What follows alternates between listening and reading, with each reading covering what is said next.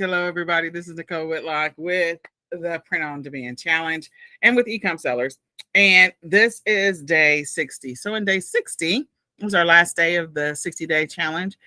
We hope that this has been a fun journey for you, or it's been an insightful and interesting journey for you. I'm still hoping that you're going to get your schedule pulled together and that you get organized around that schedule, because I believe that that's going to make the biggest difference in your business, long-term, bigger picture, figuring out how to work this business in your current life and whatever you got going on.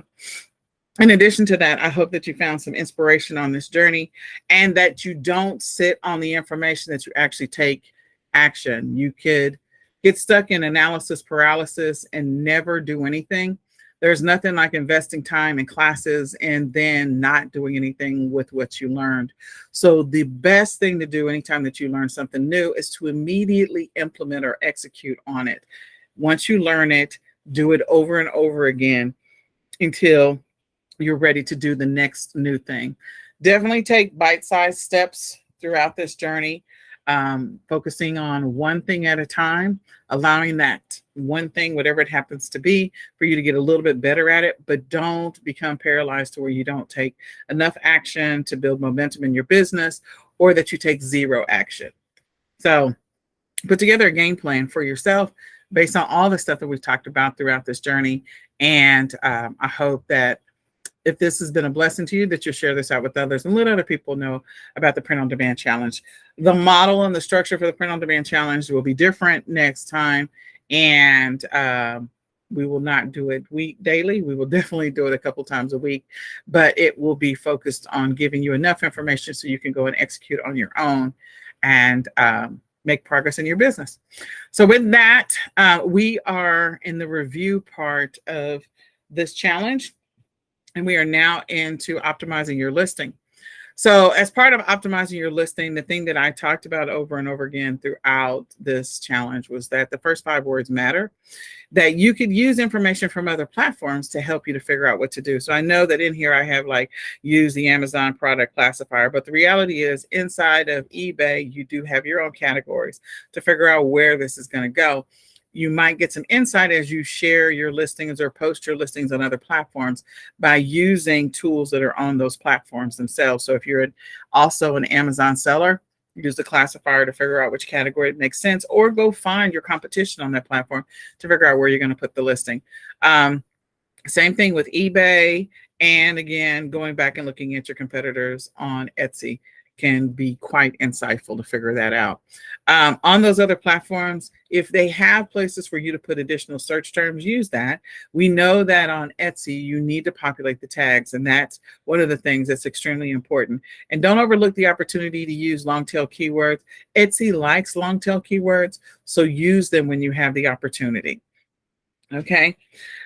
Make sure your images are clean and name your image files. I've talked about that a few times. I do want to continue to encourage you not to copy somebody else's listing. That is not what we're here for. We are here to make money off of the things that we create. That doesn't mean that somebody's not going to copy your listing. You can't get caught up in that, because that's just par for the course. It's going to happen. It happens to everybody. And so we're going to move forward with our business and not get caught up on people copying our stuff. Make your stuff so unique that it becomes a little bit of a challenge for people to figure it out, and or that you're putting out so much product that it doesn't matter that people have cloned or copied your stuff and made their own version of it, because it's going to happen. It's just par for the course. When you're creating your listing title, don't use any special characters in the title. Pay attention to your competitors. How did they create that title? Use that tip that I gave you where you pull up the last 10, not last 10, sorry. You put in your search in the search box. So type in whatever it is you're going to be looking up. And know the different ways in which people might actually search for this thing. So there might be 2 or 3 different ways in which people might search for it. And then once you pull that up and write down those 3 or 4 different ways that they might search for this, then look at the first 10 listings. Look at the common characteristics of the title for the first 10 listings. Look at the common characteristics of the images for the first 10 listings. Use that so that you can build a better listing for your future. Definitely pay attention to those that are getting sales. That's going to help give you some insight. And then go click on the listing and look in the detail for the description and also look at their tags. All of that is going to help you long term build a better listing.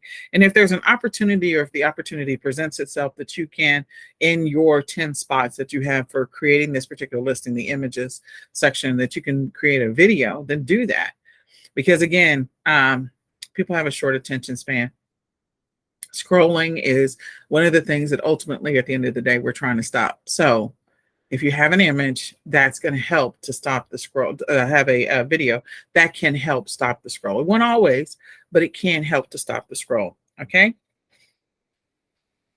And I would encourage you, after you create your listing, share that listing out with a couple people, ask them for feedback, like have your circle of friends or circle of family to go and look at that listing to give you some feedback. That could also by default give you some link juice to your listing, which could be helpful long-term, bigger picture. It could help the Etsy algorithm, eBay algorithm, Amazon algorithm.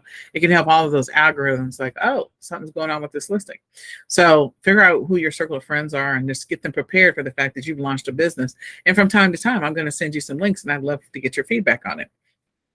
So keyword research, you have a search box inside of Etsy. You have a search box that's inside of Google. I mean, we already know that, but Amazon, eBay, Walmart, use those search boxes to your advantage. Okay. Use the Google search box. It's going to pull back stuff for Google Shopping and some other Google stuff. Look at Google Images. Use that search box to help you. Go to the Pinterest search box and see what comes up, because again, at the end of the day, you are ultimately trying to get your product seen. And so the more you can search for whatever the common phrases are and the sequence in which you put those words. I think we did, I cannot remember exactly what we did before. I think we were looking at recipe cards, recipe card, like the S matters, and with the S matters, without the S matters. So write down the different ways in which people might search for this thing, and then go do your reconnaissance work. I wrote down Keyword Spy, but that's not the tool we're using. We're using eRank. We're using, you can use Merchant Word. Merchant Words will let you do like a couple of searches. They used to let you do 5 a day, but now I think it's down to 1 a day. Keywords Everywhere, definitely recommend that. Also recommend Google Trends. So I'm going to fix this slide because the slide is wrong. But we're using eRank. For sure, I would encourage you to use that. You can do the free or the paid. Remember, you have some limitations on what you can do with the paid. Google Trends, that was another one that we used. And using Google Trends can help you to figure out, what is the search value? What is the search volume every single month for this particular thing? Keywords Everywhere, definitely recommend that. If you want to use Merchant Words, you can, but use the search box for each one of the platforms. Make sure that you are using that search box to look up the results and to see what comes up, see what the competition is doing. Maybe there is no competition, maybe there's low competition, but go see what is happening. And the one thing I will say about Etsy is that the majority of the time, Etsy is going to be phrases. It's not a singular word. It's going to be phrases. So when I say phrases, it's going to be more than one word. Recipe cards. Okay. You can type in recipe. You can type in recipes, but typically they're selling something, just not just a recipe. So it might be a recipe book. It might be something else. Know that there's always going to potentially be on Etsy, you're going to get better search results by having a combination of words, not just a singular word. So some of the best-selling characteristics of $1 million stores, it is niche focused, and that's one of the things that I encourage you to do. The niche is the person in that niche, or whoever has that store, they're considered very knowledgeable. So again, figure out your niche, the thing that you're passionate about, the thing that you know a lot of stuff about, or maybe you are that person. As I mentioned before, the 5 characteristics about me. I mean, I have more than 5 characteristics, but the point is, I started with that. And I could go on and on and on, but use that to your advantage, because then you know how that avatar may be behaving, may look for things, may act or respond to things. And always incorporate the emotional result or the emotional feelings into it. When people see a picture, as I said before, when they see that image, it has to invoke an emotion or a feeling or whatever as part of whatever it is that you're selling. So if I am selling, I don't know, mine was all comedy, like 2 minutes from the toilet, or I'm not the grandma. Like that's all comedy. And so that emotes laughter and joy, and people, that's what they feel when they see whatever it is that that particular store might be selling. Versus if we're talking about scriptures and devotional, like peace and calm, and maybe just feeling connected, that may be evoke that feeling. So keep that in mind as you put your images or attach your images to the listing, that there's an emotional connection in some cases to your particular product. When people are buying like planners, they're looking for a solution. So again, some of the images of the stuff that they see, like, oh, I can track here, I can track there. You can see the calculation going on in their brain that this is the solution I'm looking for. So then that gives them a little bit of ease, or like it helps them to feel like they're okay. I have a chance of being organized for the first time in my life. So that is part of that emotion. And also, don't overlook the words. So again, looking at your competitors and seeing, okay, they may actually put 1 or 2 words on the cover or the main photo. But focusing on a niche is one of the characteristics of $1 million store. Having a brand that is memorable, for sure. So think about your brand long-term, bigger picture. We've gone through the branding section, and think about that. They have a lot of listings. We talked about how to get to that place of a lot of listings. You can do it with 30 minutes a day. It is entirely possible to get there. If you consistently list every single day, 30 minutes every single day, 2 listings a week, 2 listings a day, 5 days a week, that's 10 listings in a week. At the end of a year, that's 520 listings.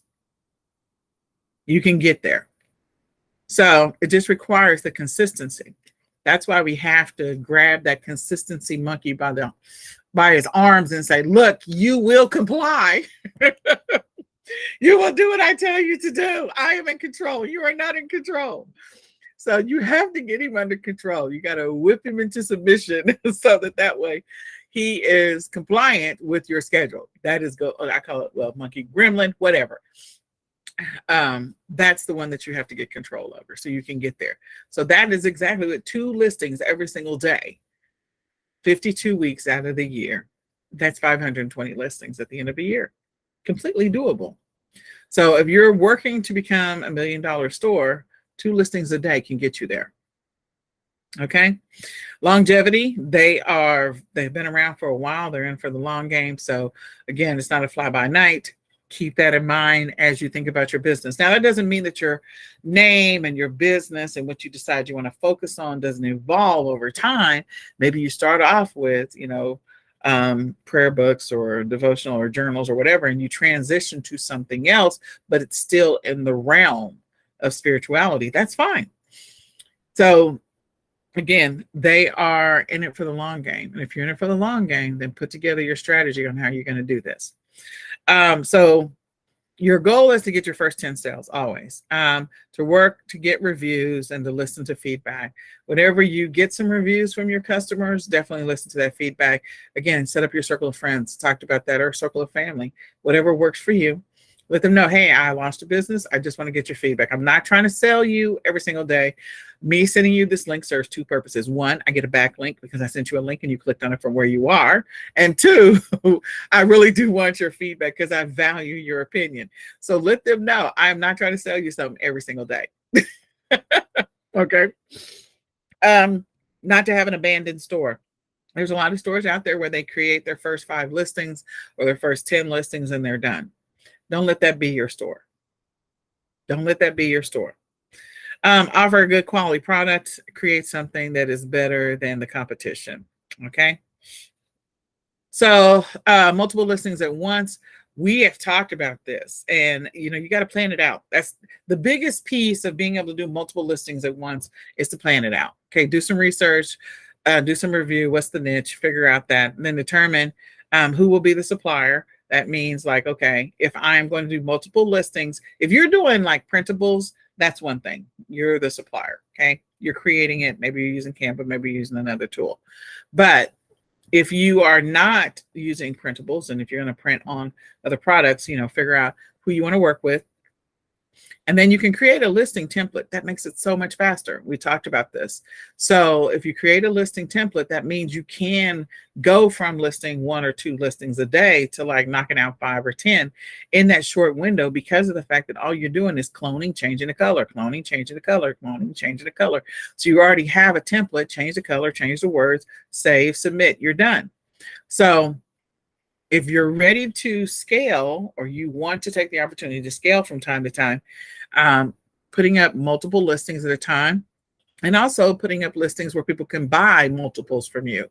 That's another thing. So duplicate the listings, and then work on, I put down create 6 to 10 new listings, but you can break it out and say, okay, I'm going to put this design on a tote, I'm going to put it on a coffee mug, I'm going to put it on a t-shirt, and just see what happens. See how the universe responds to what you put out there, and the sales. And also be thinking about, as you're doing this whole multiple listing thing, I think you should also have a game plan on where you plan to either cross list or cross display the products that you're selling. Not just on Etsy, but some of the other platforms as well. Like, don't overlook Pinterest in addition to, the other social media platforms. So that should be part of your daily activities or your weekly activities. Maybe you hire your kids as a VA, or your grandkids, or the kid next door, and say, look, your job is to cross list or go share this link onto these 5 pages or to these 20 pages. And maybe that's the job you give them every single day. All they have to do is share, share, share, share, share. That's it. So figure out what you want to do ultimately, and meaning shared, so that the listing, when somebody buys, they're coming back to the original source of the listing. But decide what you want to do. Decide how you want to run that, and get organized. You do have to plan that out. You definitely have to plan that out. So to maximize your listing, to optimize your listing, we talked about SEO, doing that keyword research. Make sure you're adding 13, it says all 13 tags when possible, but what's relevant. So add tags to your listing. You at a minimum have 1 tag. You can have 5, 6, 7, but if you can come up with the phrases and the terms that are relevant for this particular product, then use that. Review the explore related searches. That's going to give you some of the tags from your competitors. So when you're looking at a listing, scroll down to the explore related searches, and that will give you some of their tag information as well. Make sure you add attributes where it makes sense, only where it makes sense. So if you are creating a scripture book, maybe you have a scripture book that's for the holidays. And so it's specific. It's the same scripture book. It just has a different color, and it's for the holidays. Or maybe you have a scripture around love, and then you add a little, Christmas bells or something on the side, or a cross, and you have some red and white or whatever. So maybe that makes too much, but anyway, you get the point, that it's something that is holiday themed. So you can take your existing listings and convert them to something that is more holiday themed, and it makes sense for whatever is coming up. Take a look at your titles. The first 3 to 4 words matter.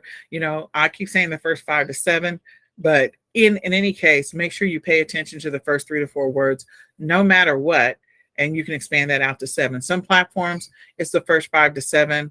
But on other platforms like Etsy, it's the first 3 to 4. So pay attention to that. And the first 2 to 3 word phrases are the best. 2 or 3 word phrases are the best. So long tail keywords are 2 words or 3 words, or sometimes 4. An example would be back to school. Back to school is the long tail keyword. It's not, nobody is looking up back, and nobody is looking up to, and nobody's looking up school when they're going to Etsy. They're looking up the phrase back to school. That is a long tail keyword. That is the phrase that people are searching by. So think about how people are searching. Always be thinking about how people are searching for this particular thing. When you're creating your photos or your images for your listing, when possible, fill in all 10. And if you can, do that, so that way, again, you're working to build your reputation. You're working to get more traction and more eyeballs on your store. So make sure that when you have the opportunity, fill in as many of the image boxes that you have available to you. Okay. When you do create photos, work to have at least a studio photo, which is, the whole white background or light background, just showcasing the thing by itself. Lifestyle photo, like that particular thing sitting in the environment where it would be, or, someone, if it's a shirt, somebody's wearing it. Scale photo, so they know how big or small something is, if that's applicable. That is not always applicable. Okay. But a scale photo can help. And, if you're selling clothes, like, you probably need some measurement image that's part of your 10 images.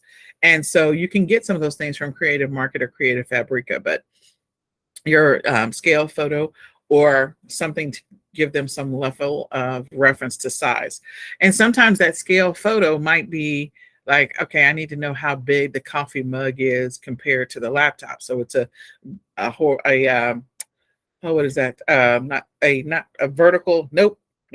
Above a downward shot where the laptop is in one spot and the coffee mug is right next to the laptop. I cannot think of what that's actually called, but it's not anyway, it's a shot from up above, overhead, whatever. A group shot. So if you're selling multiples, if you're selling, multiple shirts, or you're selling multiple pairs of socks or multiple leggings, like a group photo of all the options of everything that's available. Or if you're selling a bundle, definitely having that group photo being the first thing, that's helpful. A packaging photo, if it makes sense, if this thing is being packaged special for that person, or a process photo if you're creating the thing from scratch. And so if you're not creating it from scratch, then the process photo of how your product is being created doesn't matter, because somebody else is creating it if you're using a print-on-demand supplier. And then optimize your About You section. That's going to help you get some more potential traction to your store. People love a story. They do. And, some of the things that I listen to Clubhouse from time to time while I'm working. And that's a thing that I don't think I personally have done enough of, but people love to hear a story and they like to be connected to a person. So when we go back to Brooklyn Candle, I love looking at the two websites that we looked at as part of comparisons for Brooklyn Candle, or there was one of them that was Brooklyn Candle and something else, Brooklyn something Candle. But I couldn't remember the second one. But the first one I remember because it just rolled off the tongue. Like Brooklyn Candle I was there. I knew exactly what it was. I can go find it any day of the week. And they had a little bit of a story there on their page. And so it was also on their Etsy page.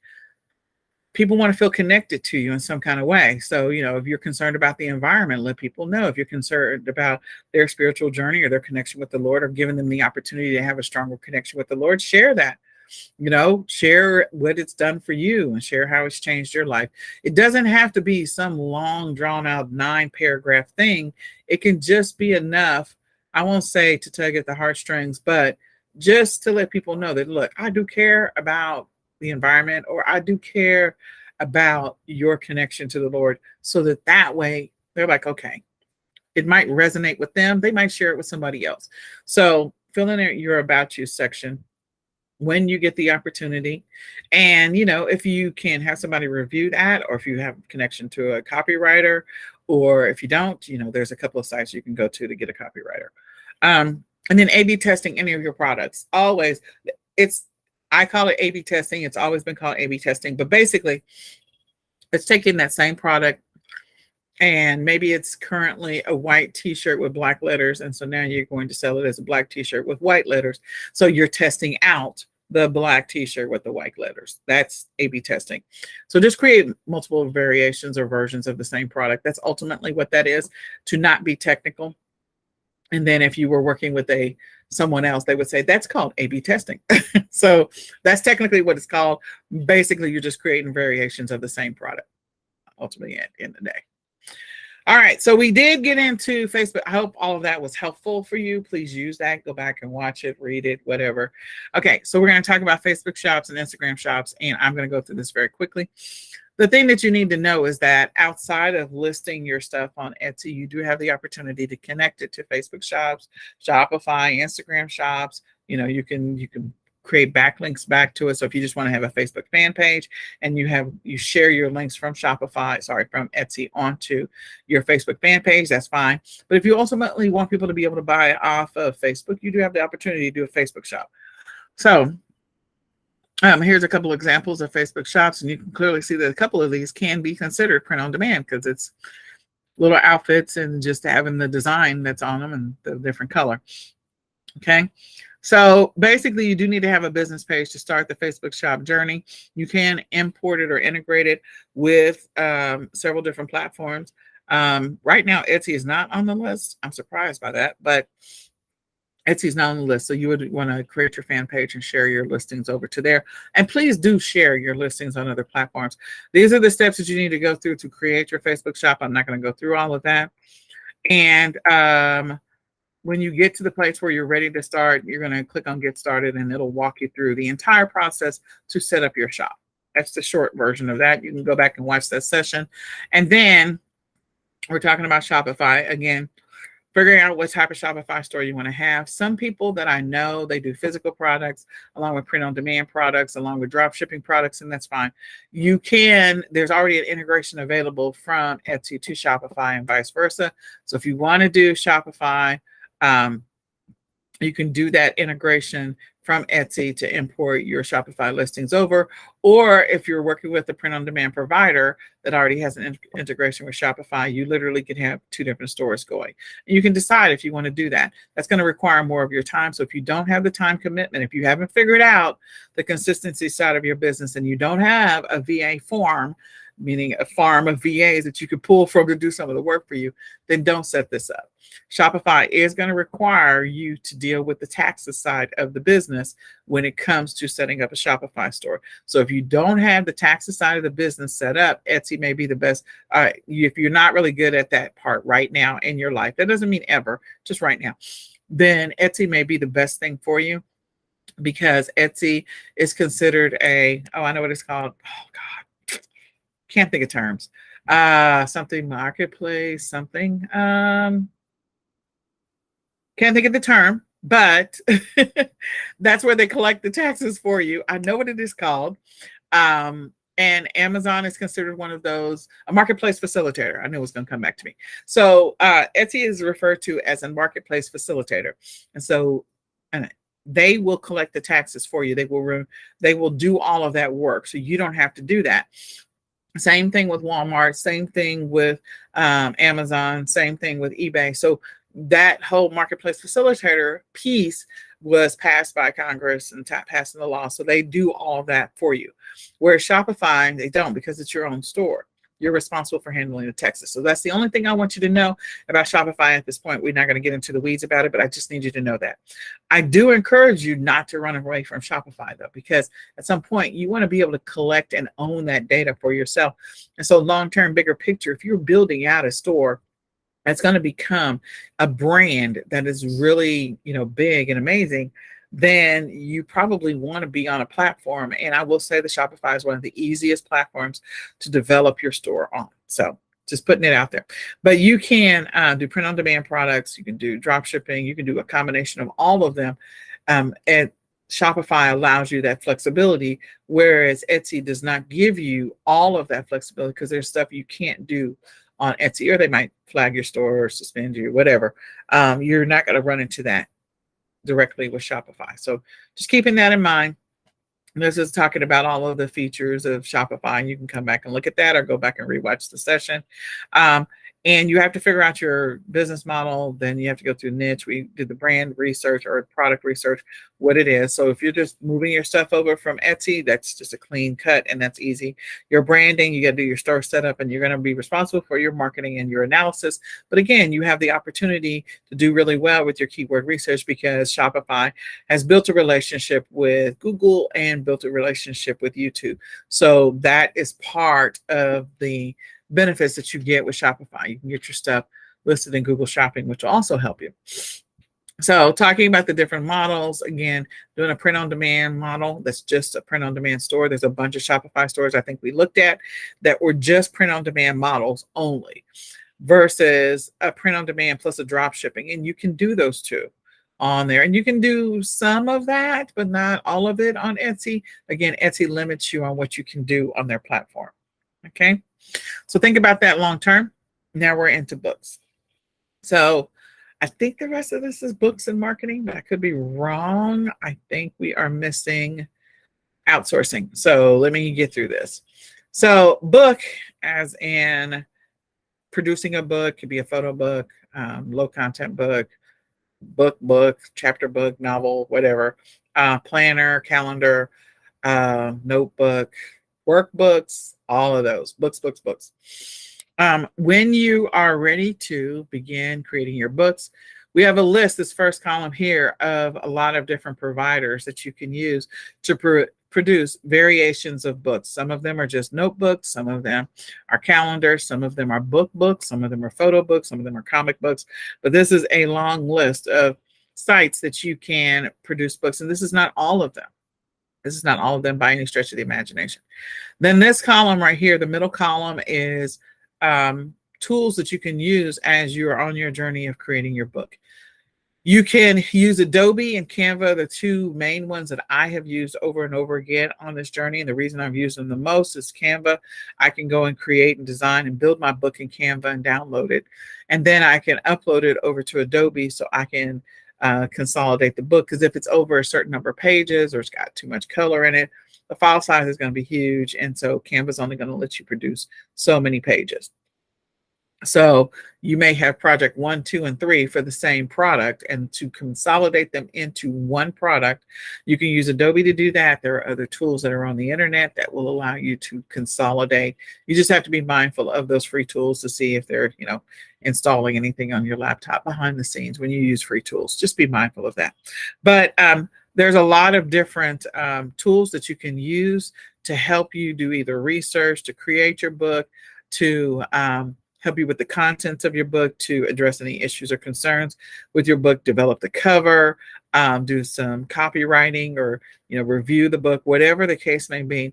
That's what those tools are in the middle column and the column to the left. So go back when we've gone over the book session, go back and rewatch that. I went into a lot of detail on some of these, and it's an opportunity for you to figure out which tools might make the best sense based on the type of book that you are creating. So the types of books that we've talked about, there's a lot of them. This is not all of them, but ebooks, flip books, paperback books, journals, recipes, workbooks, planners, calendars, photo books, comic books, coloring books, hardback books, magazines. We could go on and on and on. You need to decide where you want to start and then go from there. I'm going to encourage you. I'm going to go all the way back to the beginning. Please do the mind mapping exercise so you don't lose all the ideas that come out of your creative energy. Don't lose them. Keep them somewhere, so then that way you can always come back to them. You probably could have enough ideas to where your business could continue running for the next 10 years with or without you. Your kids could take it over and they could run it forever, because of the fact that that thought bubble will produce a lot of different ideas. Okay, so go do that exercise of the thought bubble using the mind mapping websites. All right, so we did cover a lot of trademark stuff early on. We're covering it again. So basically, trademark and copyright, these are the two things that are most important when you're producing a book. Trademark is like your name and your logo, so they can't be used again, and or some specific pieces of your content that you are specific and unique to you and your company can be trademarked. There's different trademark levels or different trademark, I forget what they're called, but I had to get 2 different trademarks, and I know that there's like a couple, I forget what they're called, but I should have wrote that in here, the 3 or 4 different types of trademarks. But you can go to the U.S. Trademark Office and go through the basic exercise of reviewing what's involved in getting a trademark. And then there's a couple of articles around getting a trademark, and those are ones that I emailed. They will also be in your back office. Now, here's what I will say. I still think that if you decide that you're going to go do a trademark, the fastest, most expeditious way to do it is the IP Accelerator program within Amazon. Even if you don't sell on Amazon, if you have an account and maybe it's asleep, just go use that. It will be so much faster. Now, you can go with your own attorney. You can do that all day long. But the problem is, or the thing that you're going to run into is that when you go with your own attorney, whatever their process is, it won't be as fast as the IP accelerator program. I can guarantee you that. It's just not. It's just not. And then there's copyright. Copyright is, again, the intellectual property, somebody not taking your book, not taking the contents of your book. Now, there will be potentially some aspects of your book that cannot be 100% copyrighted, but there are probably going to be things that are in your book that can be. So you have to connect with a copyright attorney. Again, I said I was going to look up that number. My brain stretch. I want to say the price is somewhere between $250 and $395, somewhere off in there to do the copyright with an attorney. You can do it with the same one that did your IP. Did your trademark. And the trademark, I think it runs from $895 to like $1,500 or something, $1,495 or something like that was the pricing for me. So that's what I spent. Yes, it was a lot of money, but I plan on doing this long term. So until you have built the habit of consistency and until you have built a roadmap for your business, I don't recommend you going down the path of doing trademark and copyright. Because if you're just going to pay that kind of money and let it sit, it's not worth it. That's like paying whatever money, $5,000 for a training program and you don't do anything with it. So do something with it. Make a decision, put together a game plan, or at least fill in the thought bubbles around mind mapping, and then do something with it. Don't just let it sit. You have a valuable asset. It's your brain. And there's a lot of great, amazing ideas that are in there. Don't let them go away when you go away. We only have a finite amount of time on this earth. We don't know when the lights are going to go out for us. So while we are here, let's leave something in the universe to be a blessing to other people when we're gone. Don't sit on your hands. Do something with it. And if you haven't figured out how to make this work for you, then figure that part out first before you decide to jump in and get a trademark and a copyright.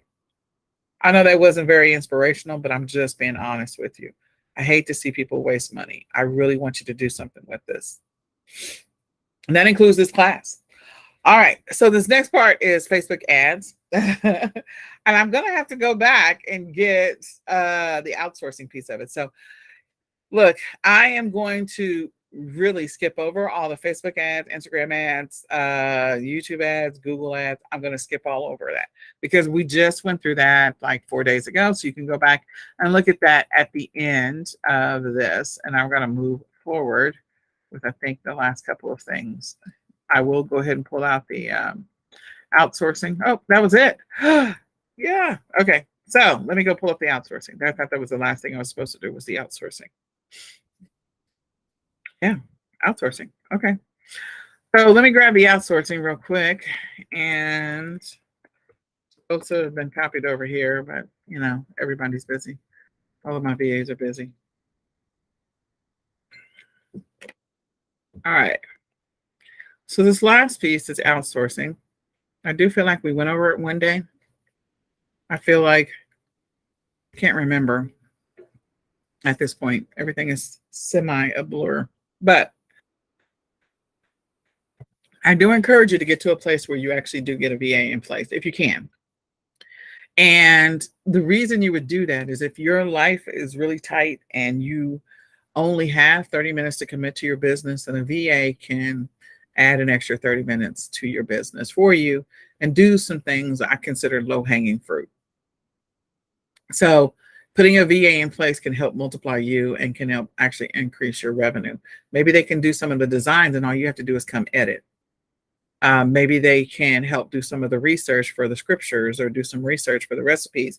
And then all you have to do is just add.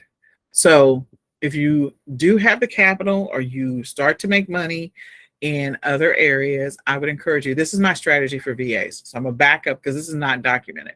I've talked about it before, but I need to document it because I've never documented it before. So my strategy is always to take the middle months April, May, June, and July, and take 100% in August, parts of August, take 100% of that money and put it aside. Whatever revenue I make, I take 100% of that and put it aside. Why do I do that? Because I want to, after expenses, after expenses and everything, I want to be able to invest 100% of that money into hiring a VA. Whenever I hire a VA, I always have the plan to keep them for at least 3 months, because I figure 3 months is the amount of time that you need to determine to actually make your money back from that VA, and to determine if this relationship is going to work. Because really, you're going to figure it out in 1 month, really. But so I'm going to take all of my profits for April, and I'm going to use that money to pay for a VA for 1 month. May, another month. June, another month. So now I have 3 months worth of income. You can hire a VA as low as $100 a month. Or in some countries, you can hire them for $400, $500, $600 a month for a full-time person. I'm telling you that because that's what I do. So I have to think 1, 2, 3, 4, 5, 6 VAs and 1 specialist. That's what I have in my business right now. And when you get to that place where you're saving that money, that first month before you hire the VA, I want you to take 1 month and write down the stuff that you're doing. Even if you're only working 30 minutes a day in your business, write down what you're doing. Why? Because that's going to be your outline or your guide for training your VA. Everything, all the decisions that you make, how you do your keyword research, how you do your niche research, what tools you're using. I want you to write them down for 1 month. So that means you're going to have to work extra in your business. If you're working 30 minutes, you're going to have to find another 30 minutes so you can document what you're doing. Okay. Or you can use, speech to text. So you could use the speech to text tool and you can speak it. You can turn it on. There's a lot of speech to text features. There's some in Google. There's some in Microsoft Word and all that other stuff. Turn it on and start speaking so that way you don't have to type 100% of it yourself. The other thing is to record a Loom video. So you're going to do both, record a Loom video and you're going to do speech to text. Okay. And then that way it will make it faster to get your VA up and running, long-term, bigger picture. So I siphon that money off and I put it aside. So I show no profit for myself those months. But as far as I'm concerned, on the books, there's profit. But as far as I'm concerned, that money doesn't exist. Okay. And that's April, May, and June. And then I take that money, I outline what the job is, the first things that I want to get rid of. And we're going to talk about that in just a second. And I hire a VA to eventually get to that place where I hire a VA to do that work. So 1 month is all about planning and preparation. And then month number 2 is when I actually hire the VA. And I will give them the Loom video and I will give them the documents to follow. And they're probably going to have at least 4 or 5 Loom videos from me. And these are the 4 or 5 things I want them to do in their first month with me. And they have written and they have visual instructions. So the first full month with that VA is the test run. Can this person follow basic instructions? Do they even understand what I'm saying? Do they even understand what I'm asking? What is the type and the quality of work that they're giving me back? That's your first month. The second month, and then you're asking them questions at the end of every week. Do you understand what it is that you need to do? Do you have any questions for me? In addition to that, I meet with my VAs in that first month. I meet with them at least 3 or 4 times a week. It's not a long meeting. It's like a 5 or 10 minute stand-up meeting. Like, okay, I'm going to send you, like, these are the meeting links. And I use Google Meet because it's the easiest thing. And I love Google Meet, even though there's aspects of it that I really don't like. But from a standpoint of sending stuff out to my VAs, it is the easiest tool in the world. I don't have to do extra stuff. It just, everything works out. So working with your VA 4 times a week, a meeting with them, 4 times a week for like 5 to 10 minutes. That's what I do. And then the next thing, and you're asking them questions at the end of every week to make sure they understand what is expected of them and making sure that they understand what things that they may or may not have done right. So it's course correction. Okay. Because you want them to improve in that first 4 weeks. That's month number 1. Month number 2 is either making the decision to say, you're out of here because it didn't work out. I gave you enough. I gave you 4 chances to tell me at the end of every week. I gave you 4 chances to tell me whether or not you understood what I was saying. Or this personality match is not going to work. Or I can't rely on you. You're not reliable. You ghosted me. I don't like that. Or any of those things. So month number 2 is if that person is still there and things are working out and you're seeing some level of progress, then you're going to potentially give them some additional work, maybe add 1 or 2 additional activities that you want them to do, or you're going to scale or have an expectation of scaling of the work.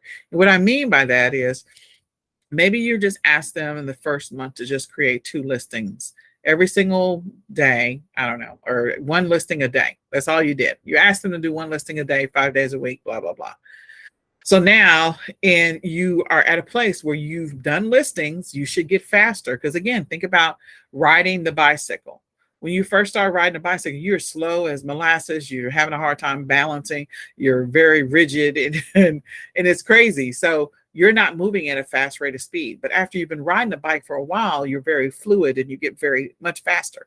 So there should be a level of expectation where your VA is getting faster and better. So that means you can move that VA from 1 listing every single day to 3 listings a day or 5 listings a day because of the fact that they've gotten faster. They're more experienced. You're asking them questions every single week. They should be able to clip along pretty quickly. If they are not, then something else might be going on. Okay. So there should be an ability to scale with that VA, maybe based on those just 4 tasks that you're giving them to do. And if they don't scale, then you need to figure it out or either let them go. If they can scale, then month 3, from month 2, you should start to see an increase in revenue from that person. So the first month, I don't worry about paying them because I already put money aside to take care of that. Month 2, I don't worry about paying them because I already put money aside to take care of that. Month 3, I don't worry about paying them because I put money aside to pay for that. But I should see an increase in revenue a month 2 activity, because if they are able to scale, increase their speed, increase their efficiency, then I should be getting some additional money. So I'm going to strip off the extra money off of month 2 of them working for me, and I'm going to set it aside. And in month 3, my number should double and that person should be able to pay for themselves. So every month after month 3, they should be paying for themselves no matter what. They should always be paying for themselves. If they're not paying for themselves, then there is something wrong with your model. Okay. So your VA, the work that they put in or the value that they bring to your business, it should pay for itself. That is how I bring my VAs on board. Now, some people do different models. That's my model. I found that it works. So you can build something, you can build a variation of that, or you can decide, but you need to have an evaluation period where the starting line and where they're starting from, they're not going to be that fast. They're not going to be that great. They're going to make mistakes. And that's grace and mercy month number 1. And you might even give them grace and mercy in the first, the first 2 weeks of the second month. But eventually they should be picking up speed. They should be more efficient over time. They should make sure their understanding and comprehension of what's expected of them should get better. And then by the time you get to month 3, you definitely should be seeing some level of a reward on the back end, whether it's increased listings, whether it's increased traffic, increased sales, all of that, it should start to pay for itself. So I hope that makes sense. I'm going to stop for just a second and see if you have any questions, and we're going to get into the VA part. Does that make sense? Yes, it does. Okay. All right. So why do you need to get a VA? Because of the fact that you need to multiply yourself. You have to increase your productivity, increase your profits. That's ultimately, at the end of the day, what we're trying to do. We're trying to buy back some time or buy some time from somewhere.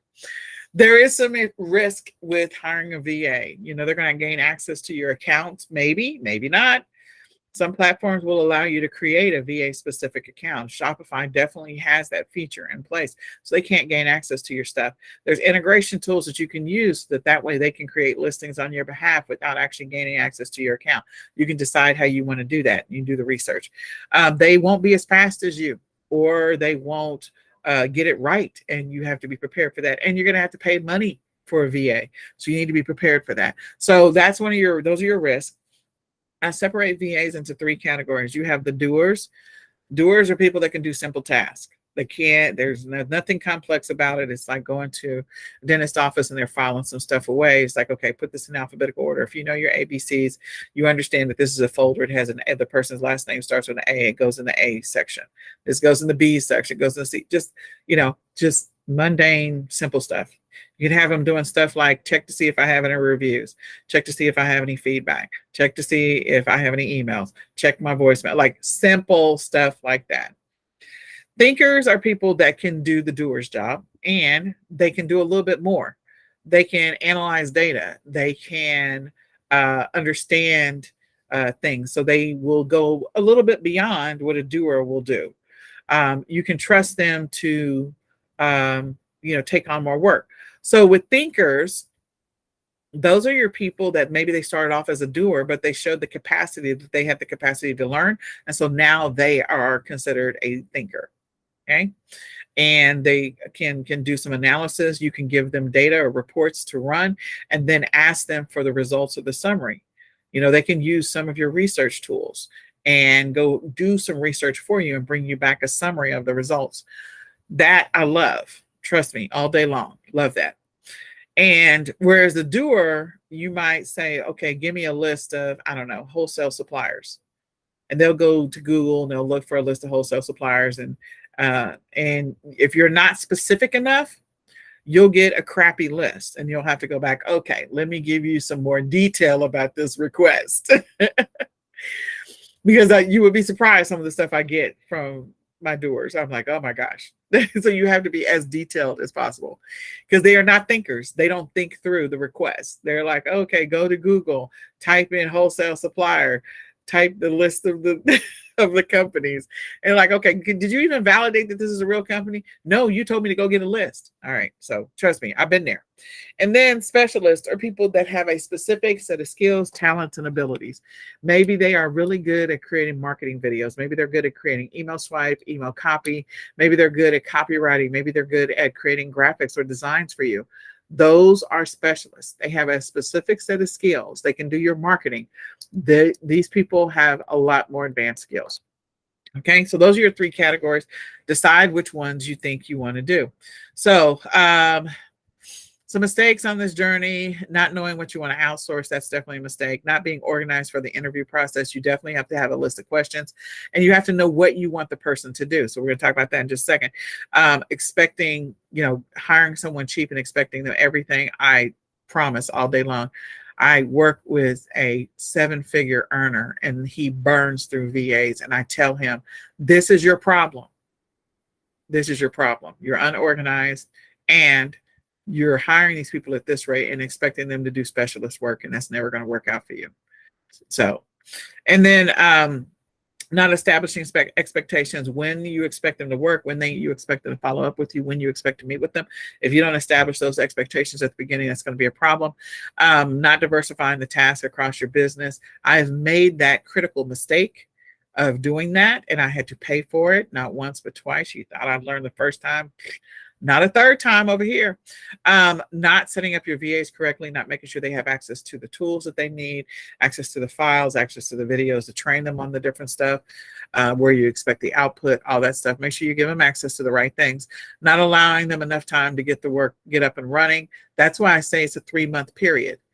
The first month is really testing them out and seeing what they understand and touching base with them at the end of the week, every single week. But you're doing a 5-minute touch base, 3 times a week. And then on that 4th one in that week, it's maybe a 30-minute touch base. Okay. Not listening to their ideas or feedback. Look, your VAs may be doing the stuff that you have them do for a while. When they first get it, they don't want to speak up because they're just trying to figure out and understand the job. But if they've been doing it for a year, they may actually, and you haven't been doing it for a year, they may actually say, you know what, they added this additional field on this page for setup. And I don't know if you know about that, but I think this will help us get more sales.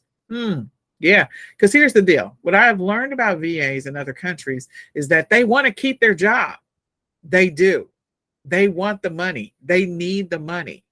And so when they give you feedback, sometimes you should listen to see what they have to say. I'm uh, just giving you some insight. Sometimes I listen to my VAs all the time, but I'm just saying I've worked with people who don't listen to their VAs at all. I'm like, please stop asking me to help you with VAs because you're burning through them. So again, listening to your VAs after they've been doing the job for a while, because sometimes they'll ask innocent questions and that may provoke a thought for you to go, you know what, we could do that differently. And it just becomes an aha moment because you've been doing this for so long that a new set of eyes gives you a completely different perspective. So just know that. And then not sharing your vision long term. Definitely share your vision if you feel like this VA is going to be around for a while. Tell them what you expect that they'll be able to grow into. Tell them that, at some point you expect to be able to give them a pay increase or, pay for a 2 weeks vacation, whatever it happens to be. Let them know that you want a long-term relationship with them, not a short-term. Because again, you want to be able to balance your work life. So, steps to getting started, make sure that you document what your processes are, create some standard operating procedures. Those are SOPs. Standard operating procedures are SOPs. You can use Google Drive. I am in love with that. It used to be like Google Workspace. I mean, everybody has access to Google Drive, period. But I know that there's some things that are coming down from Google starting in September. So I would encourage you to get a business account. I don't know what it's called anymore. It used to be Google Workspace. So whatever the new name of it is, get that. So that, and you can pay like $7 a month or $8 a month for it. And that way you can have a complete environment where your VA can work, where you can create documents and use the drive and use spreadsheets and all that stuff, Google Docs, blah, blah, blah. Go through the application process. You can find a lot of different companies that will allow you to hire freelancers or VAs. You can just do that search. Now there's 3 different types. One is direct. I found my VAs from a friend who actually is from India. And so he told me about his niece. And then that just spawned a whole group of people over in India that I now have a team over there. But and that was ironic how that worked. But I have started with Online PH. And so there are agencies out there that will do like the research and find your people. You can go to standalone sites like Upwork and Freelancer and find individuals that way, or Fiverr and find individuals that way.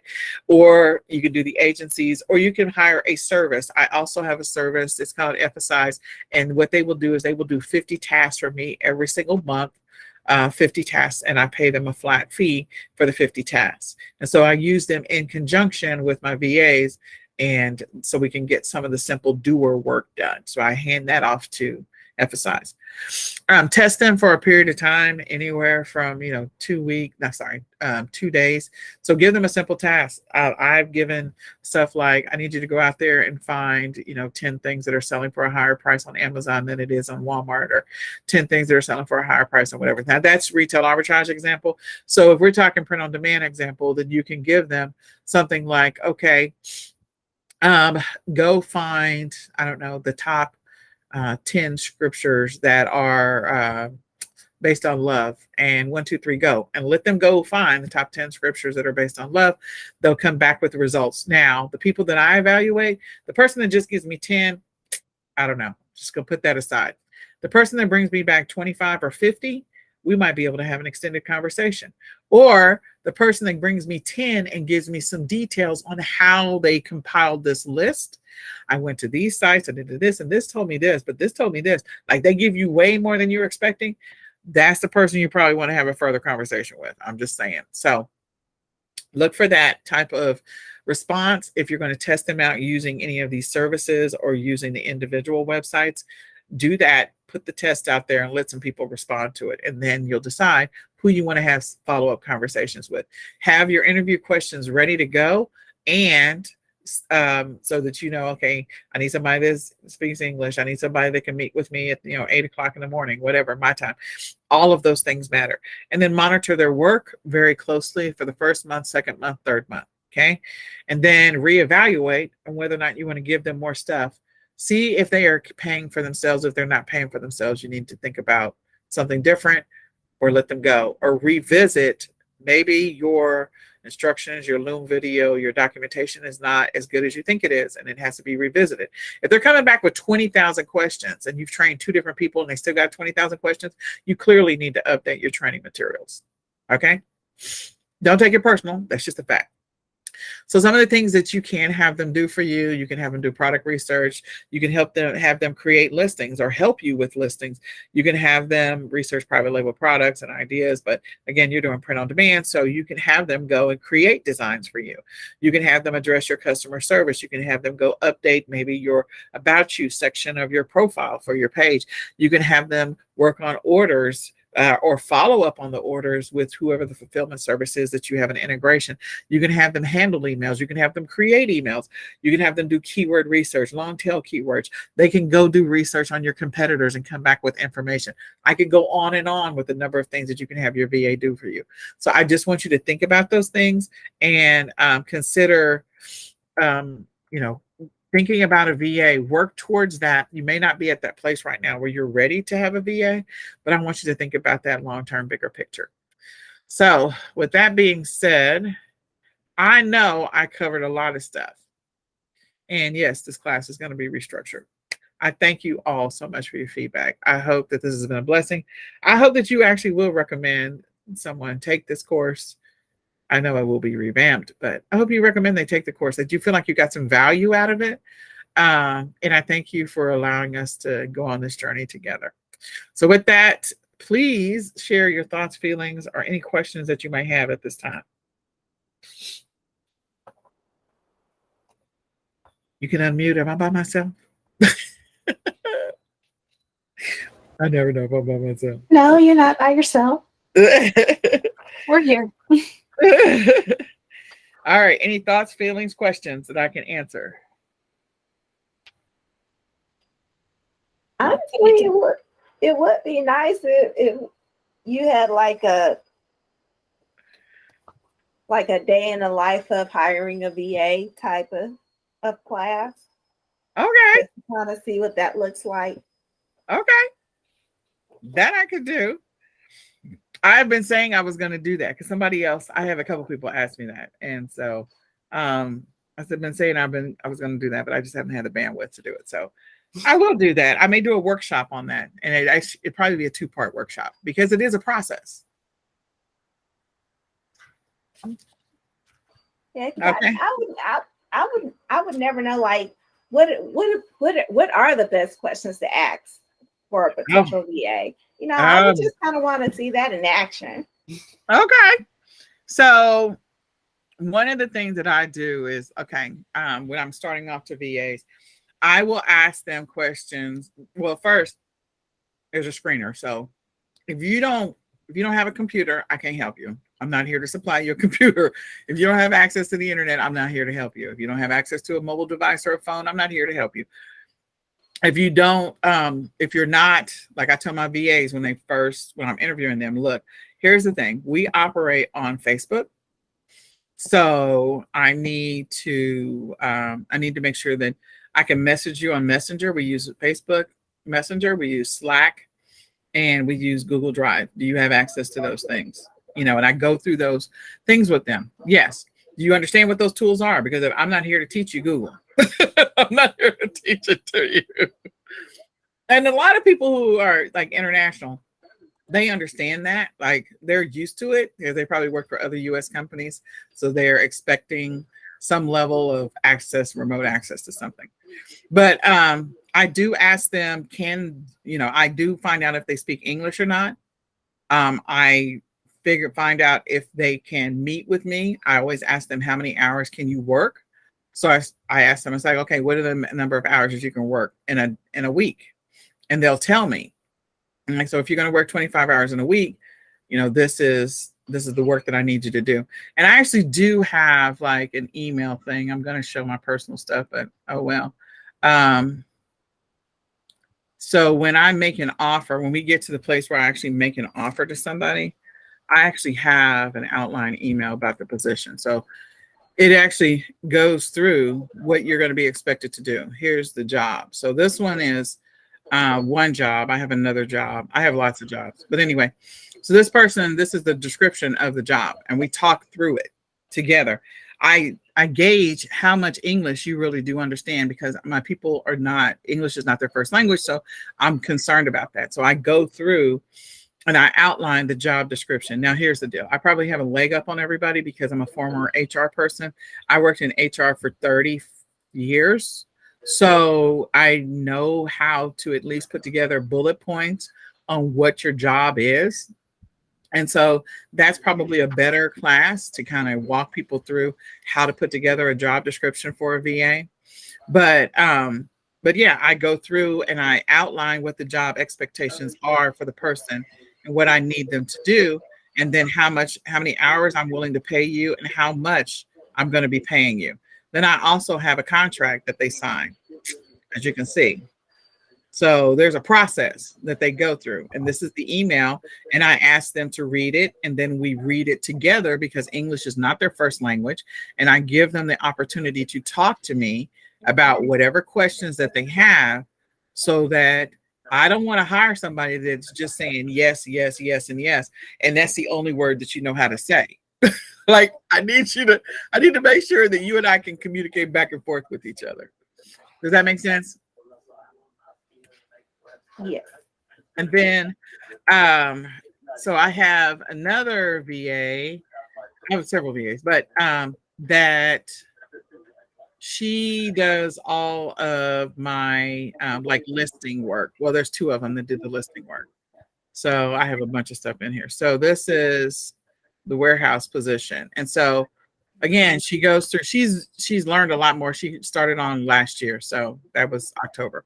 So she's learned a lot more, but this was her job description, what she was expected to do. And they're all expected to sign an NDA. And I don't pay them. I mean, I pay them decent, and then I give them some additional perks. So this is their job, and this is what they're expected to do. Particularly right before we left. And she works with another VA by the name of Priyanka, and Priyanka is my main VA, and she's my backup VA. Shut up. Uh-oh. Sorry about that. That's okay. But does that make sense? Like, you have to outline the job, and then from there, I can begin the process of potentially asking questions. I know that some of these people don't have any experience with creating listings at all. Like, I'm going to have to teach them from scratch. And so that's why having Loom videos are helpful. So I have a library of Loom videos of the job already done, and then documents. So yeah, I'll put together a thing so we can go through the process of how to hire a VA and put together a job description, and how to interview them. But does that kind of give you a little bit of insight? Hello? Yes, that does. Okay. All right. Are there any other questions I can help answer? All right. Well, I invite you all. This is what I will say. When I do that workshop, you guys can come absolutely free. Okay. And I will do what I can to help you all on that journey as much as possible. So you can come absolutely free. So remind me of that, so I don't forget to send you the link so you can come and participate, because I might forget. And then the second thing is, if you need to schedule a free 20-minute coaching session, go schedule one, because I'm happy to sit down with you as you go on that journey as well. Awesome. Thank you so much. You're welcome. We appreciate you, Nicole. Yes, for sure. You're welcome. All right. So with that, I am going to call it. I love you all with all my heart and soul. I have to now transition for the next, I don't know, however many hours, try to get as many of the things I need to get done for the summit. So I will see you all another time. God bless. Bye. Bye.